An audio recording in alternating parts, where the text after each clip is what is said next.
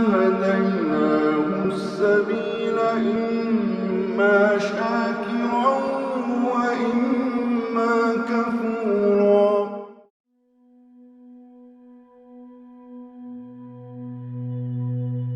اعوذ باللہ من الشیطان الرجیم. بسم اللہ الرحمن الرحیم. دوستو، یہ اس سلسلے کی تیسری ڈاکومنٹری ہے جو میں اپنے مرشد کریم السید محمد جعفر الزمان نقوی البخاری دامضی اللہ تعالیٰ کی کتابوں، مجالس اور نجی محافل میں بیان ہونے والے ان واقعات کو ترتیب دے کر آپ کے سامنے پیش کر رہا ہوں جو آخری دور میں ہونے والی جنگ عظیم اور اس کے حقیقی شہنشاہ معظم کے بارے میں ہیں کہ جنہوں نے دجال و سفیانی کے قتل کے بعد شیطان کا بھی اپنے ہاتھوں سے قتل کرنا ہے، اور جن کی حکومت 10 20 40 سال نہیں بلکہ لاکھوں سال پر مبنی ایک ابدی حکومت ہوگی. اور یہ کوئی بڑی بات نہیں ہے. فرعون وہ تو نہیں جانتا. تو دوستو، وہ مقصد عظیم کہ جس کے لیے جناب آدم علیہ السلام کو خلق کر کے زمین پر بھیجا جا رہا تھا، اور خالق اکبر فرما رہا تھا کہ جو میں جانتا ہوں وہ تو نہیں جانتا، اس مقصد عظیم کا اظہار تو ابھی شروع ہی نہیں ہوا. اور اب جب کہ اس مقصد عظیم کے اظہار کا وقت آ گیا ہے اور اس دھرتی پر حکومت الہیہ کا دور شروع ہونے والا ہے، تو فیصلہ اب آپ خود کریں اور سوچیں کہ اس حکومت کی مدت کتنی ہوگی اور اس کا دائرہ اختیار کیا ہوگا. بس میں فی الحال صرف ایک لفظ عرض کر کے اپنے اصل موضوع کی طرف آتا ہوں کہ جس حکومت کے پاس ہزاروں سال سے زمین کی تہ میں پڑے ہوئے مردے کہ جن میں سے اکثر کی ہڈیوں کا نام و نشان تک مٹ چکا ہو، انہیں زندہ کر کے کٹہرے میں لا کھڑا کرنے کا اختیار ہو، اسے حکومت الہیہ کہتے ہیں. دوستو، ہم کائنات کے ان چند خوش نصیب ترین لوگوں میں سے ہیں کہ جنہیں اپنی آنکھوں سے اس دور کو دیکھنے کا موقع ملنے والا ہے، بشرطے کہ ہم نے اس حکومت کے قیام کے لیے کوئی کوشش بھی کی ہو. میرے ساتھ جڑے رہیں. یہ سب کچھ پورے دلائل کے ساتھ بتانے جا رہا ہوں جس کی صداقت پر آپ کی روح اور ضمیر چیخ چیخ کر گواہی دیں گے. اور ہاں، ایک بات پھر واضح کر دوں کہ میں صرف اپنے پاک مرشد کا پیغام آپ تک پہنچانے کی کوشش کر رہا ہوں، کیونکہ وہ آئے تھے ظہور اصغر کے دور میں، اور ان کا مقصد تھا انسانیت کو ظہور اکبر یعنی شہنشاہ آخر الزمان کے دور کے لیے ذہنی اور جسمانی اور روحانی طور پر تیار کرنا. اور ہو سکتا ہے کہ آپ ان کی صحبت سے محروم رہے ہوں، تو میں چاہتا ہوں کہ ان کا پیغام آپ تک بھی پہنچ جائے. لہٰذا آپ اس سلسلے کی تمام ایپیسوڈز کو انتہائی غور سے سنیں تاکہ کل آپ کسی موڑ پر مار نہ کھا جائیں. دوستو، میرے مرشد کریم دامضی اللہ تعالیٰ نے فرمایا کہ جتنے بھی انبیاء علیہم السلام بھیجے گئے، انہیں نبی بنانے سے پہلے کچھ عہد و پیمان لیے گئے تھے. سورہ آل عمران میں فرمایا گیا ہے کہ اور وہ وقت یاد کرو جب اللہ نے سب نبیوں سے عہد لیا تھا کہ میں جو کچھ تمہیں کتاب اور حکمت میں سے دوں، یاد رکھو اس کی شرائط ہیں، اور شرط یہ ہے کہ پھر ایک رسول آئے گا جو تمہارے پاس والی چیزوں کی تصدیق کرنے والا ہوگا. اب اس میں قابل غور بات یہ ہے کہ آنے والے نے آ کر تصدیق کرنی ہے، تائید نہیں کرنی. اس کے بعد فرمایا تو تم ضرور اس پر ایمان لانا اور ضرور اس کی مدد کرنا، اور اس کی مدد ہر لحاظ سے کرنی ہے، یعنی بازو سے مدد کرنی پڑے تو پیچھے نہیں ہٹنا، مال دینا پڑے تو بھی قدم نہ ڈگمگائیں، جان کے ساتھ مدد کرنی ہو، تلوار کے ساتھ مدد کرنی ہو، قلم کے ذریعے مدد کرنی ہو یا زبان سے مدد درکار ہو، الغرض ہر پہلو سے اس کی نصرت کرنی ہے. ان شرائط پر گویا شرط نامہ تحریر ہو رہا ہے. اس کے بعد فرمایا کہ کیا تم نے اقرار کر لیا اور اس اقرار پر میرا بوجھ اٹھا لیا؟ ان سب نے کہا کہ ہم نے اقرار کر لیا. فرمایا پس تم گواہ رہو اور میں بھی تمہارے ساتھ گواہوں میں سے ہوں. شرائط نامہ تحریر ہو گیا، اور اس کے بعد فرمایا جو بھی منکر ہوگا، خواہ وہ نبی ہوگا یا ہادی ہوگا یا کوئی رسول ہوگا، میں ان کا نام فاسقین میں لکھوں گا. میرے مرشد کریم فرماتے ہیں کہ یہاں تک پہنچ کر میں سوچنے پر مجبور ہو گیا کہ یہ کس ذات کے بارے میں فرمایا جا رہا ہے کہ اس کی نصرت بھی کرنی ہے، اس پر ایمان بھی لانا ہے. یہ اس قدر عظیم ہستی ہیں کون؟ اسلام کے بہت سارے مکاتب فکر نے لکھا ہے کہ یہ شہنشاہ انبیاء صلی اللہ علیہ وآلہ وسلم کے بارے میں فرمایا گیا ہے، لیکن مجھے کہیں نظر نہیں آیا کہ انبیاء علیہ السلام نے آ کر کسی مقام پر کسی قسم کی نصرت کی ہو، نہ ہی کسی جنگ میں دیکھا گیا کہ کسی نبی نے آ کر تلوار چلائی ہو یا کسی مقام پر آ کر تبلیغ فرمائی ہو۔ اور جو انبیاء ظاہری طور پر دنیا سے چلے گئے ان کو چلیں چھوڑ دیں، جن کے بارے میں کہا جاتا ہے کہ وہ آج بھی موجود ہیں، ان کی تعداد بھی 4 ہے، یعنی جناب ادریس علیہ السلام، جناب عیسیٰ علیہ السلام، جناب خضر علیہ السلام اور جناب الیاس علیہ السلام۔ ان میں سے ہی کوئی شہنشاہ انبیاء صلی اللہ علیہ وآلہ وسلم کی مدد کو پہنچ جاتا۔ چلو ان 4 میں سے بھی 2 آسمانوں پر ہیں، جناب ادریس علیہ السلام اور جناب عیسیٰ علیہ السلام، مگر 2 نبی تو زمین پر ہی موجود تھے۔ ان میں سے ہی کوئی نصرت کو آ جاتا، مگر انہوں نے بھی نصرت نہیں کی۔ پھر وہ ذات کون ہے جس کے لیے پروردگار عالم نے انبیاء علیہ السلام سے یہ عہد و پیمان لیا، جبکہ ختم نبوت کا اعلان ہو چکا ہے اور اس میں کوئی شک بھی نہیں ہے کہ اب کوئی نبی تو آنا نہیں ہے؟ پھر یہ کون ہے کہ جن کی نصرت کا وعدہ لیا گیا تھا؟ دوستو، احمد بن ابی طالب طبرسی اپنی کتاب احتجاج طبرسی میں لکھتے ہیں کہ محمد حمجری ایک شخصیت ہے، انہوں نے غیبت صغرا کے دوران شہنشاہ امام زمانہ اجل اللہ فرج شریف کے ایک نائب کو اپنا عریضہ دیا کہ یہ میری طرف سے شہنشاہ امام زمانہ اجل اللہ فرج شریف کی بارگاہ میں پیش کریں، جس میں لکھا تھا کہ میں اکثر آپ کی زیارت پڑھنا چاہتا ہوں، لیکن میرے پاس کوئی الفاظ نہیں ہیں کہ میں آپ کی زیارت پڑھ سکوں، لہٰذا اپنی زیارت اپنے دست مبارک سے لکھ کر دیں جو میں پڑھتا رہوں۔ اس پر شہنشاہ امام زمانہ اجل اللہ فرج شریف نے اپنے دست مبارک سے ایک توقیع مبارک یعنی ایک خط لکھ کر دیا، جس میں اپنی ایک زیارت تحریر فرمائی تھی۔ اس زیارت کا ایک فقرہ ہے کہ میرا سلام ہو اللہ کے اس کلی سرمایہ پر جو زمین پر موجود ہے، اے اللہ کے وہ میثاق جس کا انبیاء کے ساتھ تائیداً وعدہ بھی کیا گیا تھا اور پیمان بھی لیا گیا تھا، میرا آپ پر سلام ہو۔ اے اللہ کا وہ وعدہ جس کا پروردگار عالم خود ضامن ہے، میرا آپ پر سلام ہو۔ اس کے بعد پتہ چلا کہ ثم جاءکم رسولا مصدقا لما معکم سے مراد شہنشاہ آخر الزمان اجل اللہ فرج شریف کی ذات اقدس ہی ہیں، کیونکہ آپ اپنے دست مبارک سے لکھ رہے ہیں کہ میرا وعدہ انبیاء سے لیا گیا تھا۔ دوستو، تاریخ بتاتی ہے کہ جناب نوح علیہ السلام کے طوفان کے وقت کشتی پر جو لوگ سوار ہوئے وہ اس طوفان سے تو بچ گئے، مگر جب کوہ جودی پر پہنچے تو طاعون ان کا انتظار کر رہا تھا، اور اس طاعون کی بیماری کی وجہ سے وہ سب کے سب ختم ہو گئے۔ صرف جناب نوح علیہ السلام اور ان کے 3 بیٹے بما ازواج بچ گئے، اور اب دنیا میں جتنی بھی نسل انسانی موجود ہے یہ ان 3 بیٹوں کی اولاد ہے۔ یہی وجہ ہے کہ جناب نوح علیہ السلام کو آدم ثانی بھی کہا جاتا ہے۔ تاریخ میں ان کے ایک بیٹے کی نسل کو سامی کہا جاتا ہے، جو کہ جناب سام بن نوح علیہ السلام کی اولاد ہے۔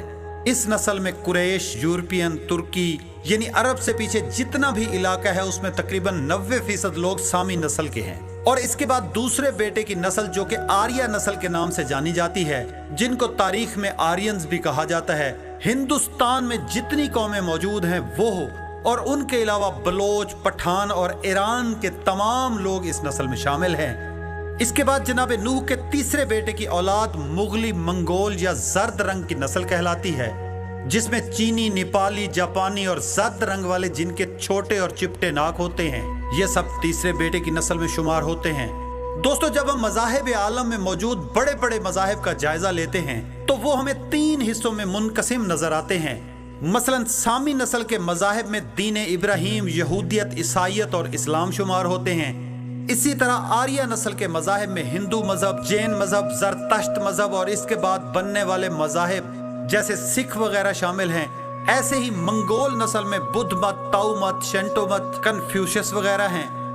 دراصل ایک ستم ظریفی جو ہوئی ہے وہ یہ ہے کہ پورے عالم اسلام میں یعنی جہاں جہاں اور جس قوم میں بھی مسلمان موجود ہیں، ان کے لیے جو ذخیرہ علم آیا ہے وہ سارا عرب میں سے آیا ہے، جو کہ سب سامی نسل سے تعلق رکھتے تھے، جن میں اسلام، یہودیت، عیسائیت تو مذاہب ہیں، جس کی وجہ سے ان مذاہب کے پیشواؤں کو اسلام میں ایک نبی کا مقام مل گیا۔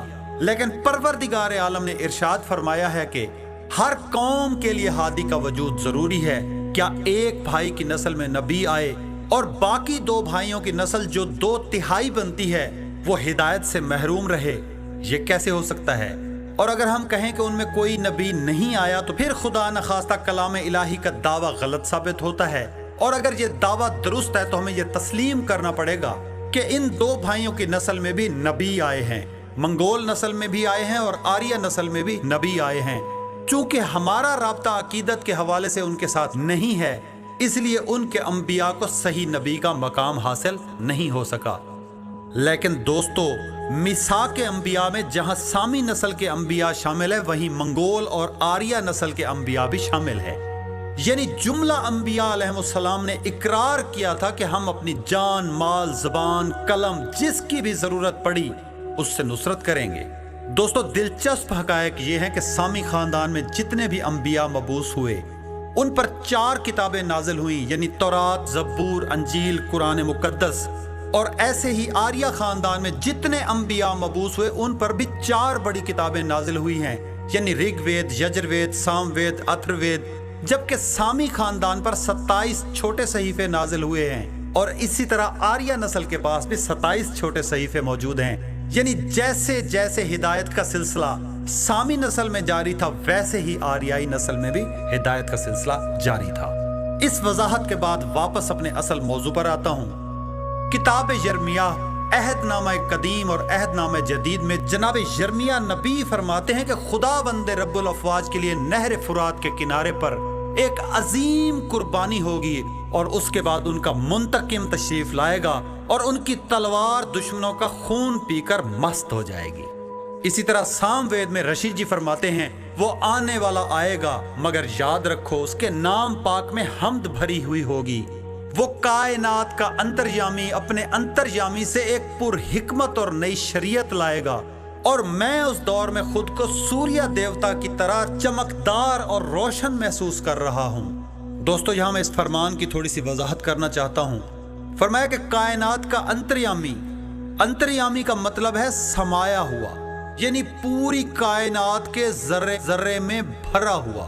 अपने अंतर्यामी जो उसमें भरा हुआ है, यानी पूरी कायनात उसका ज़र्फ है और वो खुद ज़र्फ इलाही है, यानी उसके अंदर वहदत जलवागर है। इस बात का सबूत यह है कि शहनशाह इमाम ज़माना अजलल्लाहु फरजो शरीफ ने खुद जो माह रजब के ज़िम्मन में दुआ तालीम फरमाई है, उसका एक फिक्रा है जिसमें आइम्मा हुदा अलैहिमुस्सलातु वस्सलाम का वास्ता दिया जाता है कि ए परवरदिगार आलम, तुम्हें वास्ता है उन ज़वात का जिन्हें तूने अपने कलिमात की कान करार दिया है और अपनी तौहीद के अरकान यानी रुकन करार दिया है और अपनी ज़ात के वो मकाम करार दिया है कि जिनसे कोई मकान खाली नहीं है, और उन्हीं से अपनी ज़मीन और आसमान को भर दिया है, ताई कि ये साबित हो गया है कि तेरे सिवा कोई अल्लाह है ही नहीं।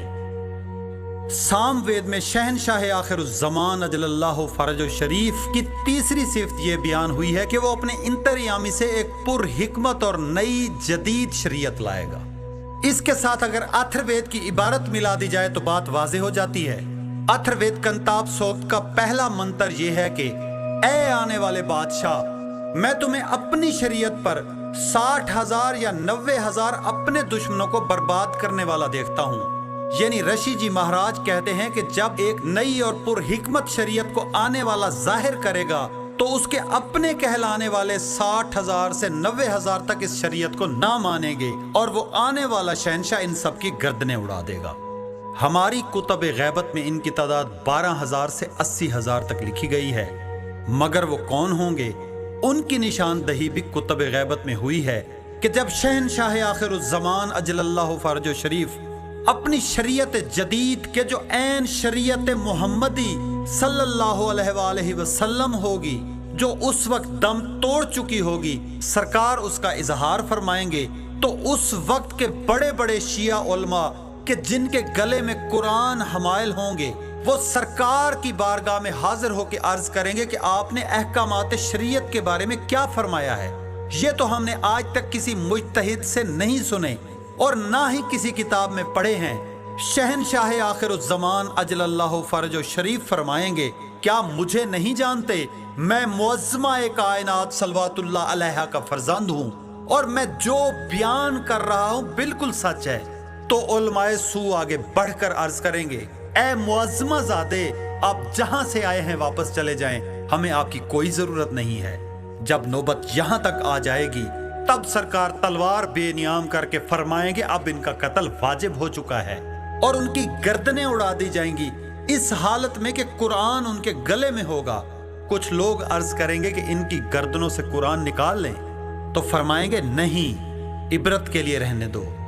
इसके बाद रशी जी महाराज एक और सिफ्त बयान करते हैं कि मैं उसे पाकर सूर्य देवता की तरह रोशन हो जाऊंगा। दोस्तों, ये वो सिफ्त है जिसके बारे में विलायत के छठे ताजदार मौला इमाम जाफर सादिक अलैहिस्सलाम का फरमान मौजूद है कि हमारे कायम अजलल्लाहु फर्ज शरीफ के दौर हुकूमत में हर शख्स चांद सूरज की रोशनी से मुस्तगनी हो जाएगा और उनकी जरूरत ही बाकी ना रहेगी। हमारे मुफस्सिरीन ने लिखा है कि नूर इमाम अलैहिस्सलाम दिन को सूरज की तरह रोशन होगा और रात को चांद की तरह रोशन होगा। मगर आर्या कौम के नबी रशी जी कह रहे हैं कि उसके दौर इक्तदार को पाकर मैं खुद सूरज देवता की तरह दरख्शां हो जाऊंगा, यानी खुद इंसान की जात में इतनी सलाहियत आ जाएगी कि इंसान जब चाहेगा चांद बनकर चांदनी बिखेरता हुआ निकलेगा और जब चाहेगा नूर इमाम अलैहिस्सलाम दोपहर के सूरज की तरह घर के आंगन में चमकेगा। यानी इंसान बहैसियत इंसान कामिल के कुल्ली तौर पर सेल्फिश होगा, किसी का मोहताज नहीं होगा। उस दिन इन आयात की तफसीर ज़हूर पजीर होगी कि ए मोमिनो, तुम्हारे लिए जमीन और आसमान में जो कुछ है मुसख्खर कर दिया गया है। शम्स और कमर पर तुम्हारा हुक्म चलना शुरू हो गया है, रात और दिन को तुम्हारा इख्तियार दे दिया गया है।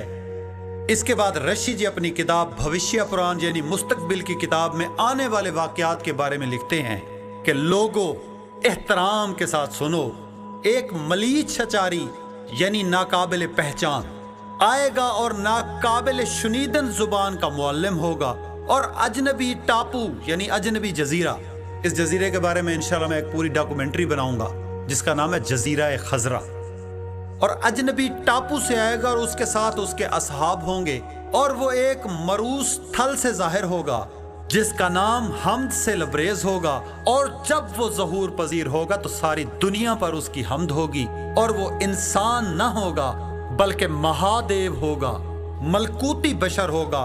और तुम्हें पता होना चाहिए कि राजा भोज यानी आर्या नस्ल के जद्दे आला राजा भोज उनको गंगा जल के धारा और पंचगोइन के साथ स्नान करवा के अजल से पाक करके भेजेगा, और वो इतना पवित्र होगा कि राजा भवज आकर अपनी दिली अकीदत के साथ उनके चरणों में सजदा रेज होंगे।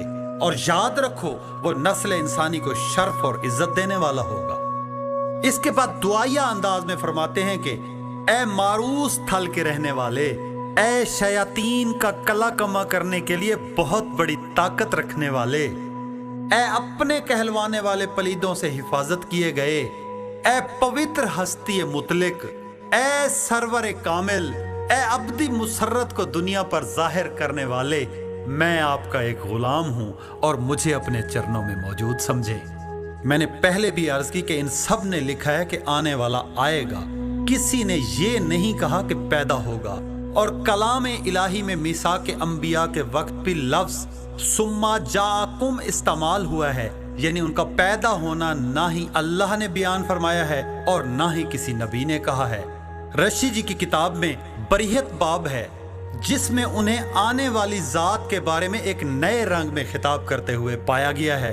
वो फरमाते हैं, ए आने वाले इंसानों और हैवानों के मालिक, ए आने वाले बादशाह, आपके जिस्म को मेरी ताजीम, आपके चेहरे को भी मेरी ताजीम, आपके मुंह को भी मेरी ताजीम, आपके हाथों को भी मेरी ताजीम, आपकी आंखों को भी मेरी ताजीम, आपके दंदान मुबारक को भी मेरी ताजीम हो और आपकी खुशबुए दहन को भी ताजीम हो।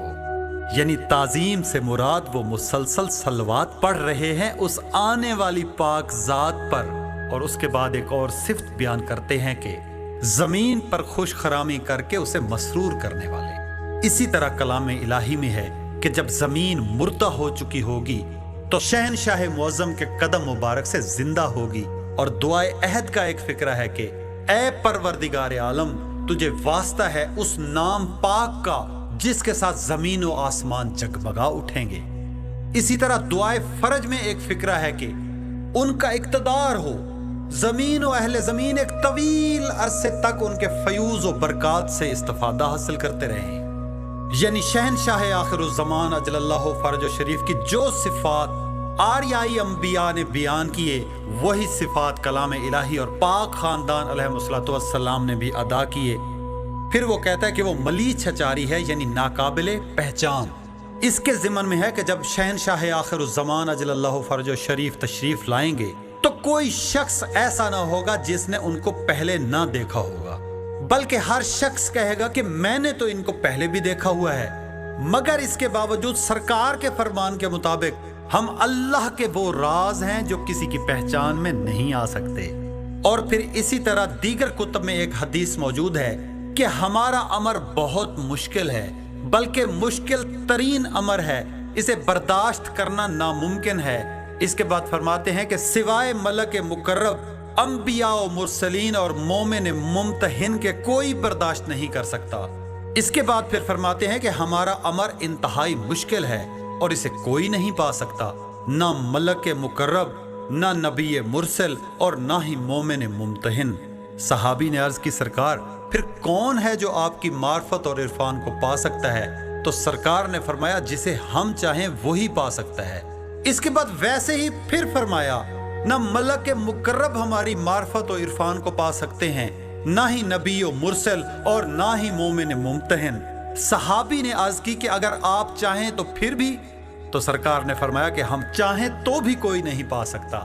میرے مرشد کریم فرماتے ہیں کہ جب میں نے یہ پڑھا تو سوچنے پر مجبور ہو گیا کہ یہ کیسے ہو سکتا ہے کہ مالک ذات چاہیں بھی تو پہچان نہیں ہو سکتی۔ تو پھر میرے سامنے سے وہ حدیث گزری جس میں شہنشاہ انبیاء صلی اللہ علیہ وآلہ وسلم فرماتے ہیں، اے میرے پاک بھائی، آپ کو میرے اور اللہ کے سوا کوئی نہیں پہچان سکتا، مجھے آپ کے اور اللہ کے سوا کوئی نہیں پہچان سکتا، اور اللہ کو ہم دونوں کے علاوہ کوئی نہیں پہچان سکتا۔ یعنی قادر مطلق ذات قادر ہونے کے باوجود اپنے جیسا نہیں بنا سکتی، یعنی خالق اپنے جیسا بنائے بھی تو وہ اس کی مخلوق ہوگی، خالق پھر بھی نہیں ہوگا۔ اور چونکہ اللہ اپنے جیسا کسی کو نہیں بنا سکتا اور معرفت امام اللہ اور اس کے رسول صلی اللہ علیہ وآلہ وسلم کو ہی ہے، لہٰذا شہنشاہ امام زمانہ اجل اللہ فرج شریف کی معرفت کلی کوئی حاصل نہیں کر سکتا۔ دوستو، شہنشاہ آخر الزمان اجل اللہ فرج شریف کے 313 ناصرین ہیں جو کہ سب سے پہلے لبیک کہیں گے۔ ان کے بارے میں ہے کہ سرکار کا ایک فقرہ سن کر وہ بھاگ جائیں گے اور ان میں سے صرف 12 رہ جائیں گے، اور وہ 12 جس طرف جائیں گے آگے دیوار حائل ہو جائے گی۔ جب وہ واپس آئیں گے تو پھر سرکار اپنے کلام کی تعبیر فرمائیں گے، یعنی اتنے اعلیٰ مقام اور عہدے پر فائز افراد بھی ایک فقرہ برداشت نہ کر سکیں گے۔ اس کے بعد رشی جی ایک اور صفت بیان کرتے ہیں کہ وہ اجنبی زبان کے معلم ہوں گے۔ یعنی ایک توجیہ تو یہ ہے کہ جب یہ فرمایا گیا وہ 2000 BC کا دور ہے جب عربی زبان وجود میں ہی نہیں آئی تھی، اور دوسری بات یہ ہے کہ جب شہنشاہ امام زمانہ اجل اللہ فرج شریف پہلا خطبہ انشاء فرمائیں گے تو ہر شخص اپنی زبان میں سن اور سمجھ رہا ہوگا، یعنی ہر شخص اپنی زبان میں سمجھ رہا ہوگا، اور جس زبان میں وہ پاک کلمات ادا کیے جا رہے ہوں گے وہ اس دنیا کی کسی زبان میں سے نہیں ہوں گے۔ اب دیکھیں کہ کتب غیبت میں سرکار کی پہلی جائے ظہور کے بارے میں لکھا ہے کہ قریۃ القرہ سے ظہور پذیر ہوں گے، اور اس کے بارے میں ماہر بلدان یعنی شہروں کے جغرافیہ بنانے کے ماہر لوگوں نے بتایا کہ یمن کے صحراؤں میں ایک بستی ہے جس کا یہ نام ہے، اور وہاں تک کوئی نہیں پہنچ سکتا۔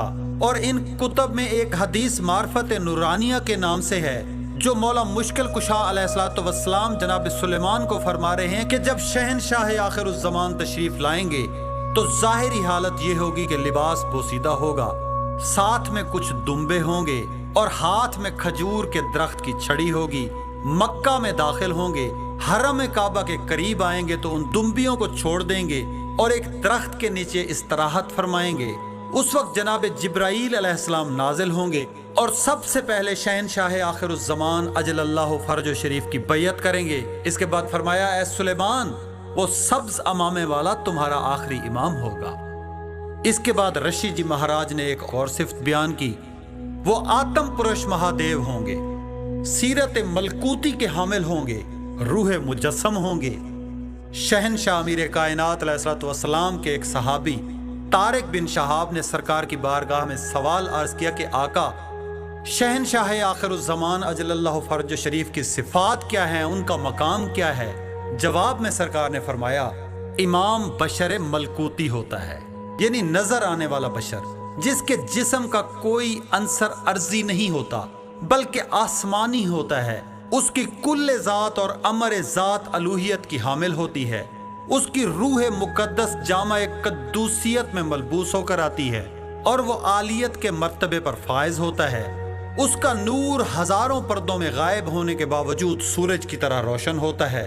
اس کی حقیقت ایک مخفی راز ہوتی ہے جو کسی کی سمجھ میں نہیں آ سکتی، اور اللہ کے صفات جتنے بھی تم سمجھتے ہو وہی تو اس کے صفات ہوتے ہیں، اور وہ غائب کو جاننے والا ہوتا ہے۔ اگلی صفت رشی جی مہاراج نے بیان کی کہ راجہ بھوت یعنی آریہ نسل کے جد اعلیٰ ان کو گنگا جل کے دھارا اور پنچ گوئن کے ساتھ اشنان کروا کے ازل سے پاک کر کے بھیجے گا۔ کیونکہ اس وقت گنگا جل پاک کرتا تھا تو یہ بات اس وقت کی عوام کو سامنے رکھ کر کی گئی تھی، جیسے شہنشاہ انبیاء صلی اللہ علیہ وآلہ وسلم نے کلام الہی کی آیت کے بارے میں فرمایا کہ وہ تم سے ہر قسم کی ناپاکی کو دور رکھے اور تمہیں ایسا پاک رکھے جیسا کہ پاک رکھنے کا حق ہے۔ دوستو، ہم بہت ہی خوش نصیب ہیں کیونکہ ہم اپنی آنکھوں سے یہ سب کچھ دیکھنے والے ہیں، اور اس کے بعد ایک نہ ختم ہونے والا ابدی دور شروع ہونے والا ہے جس تک ابھی انسان کا تخیل بھی نہیں جا سکتا کہ وہ کیسا سہانا دور ہوگا۔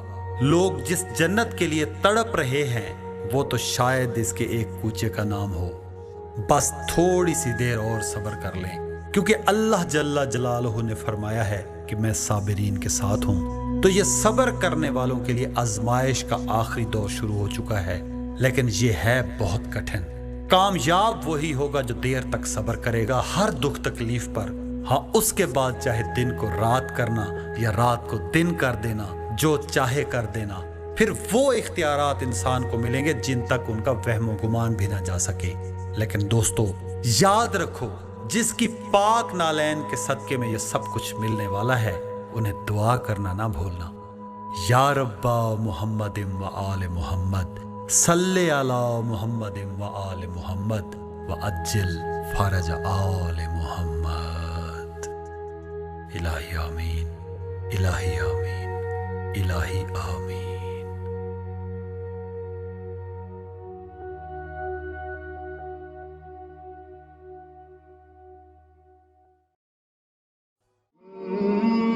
هديناه السبيل إما شاكرا وإما كفورا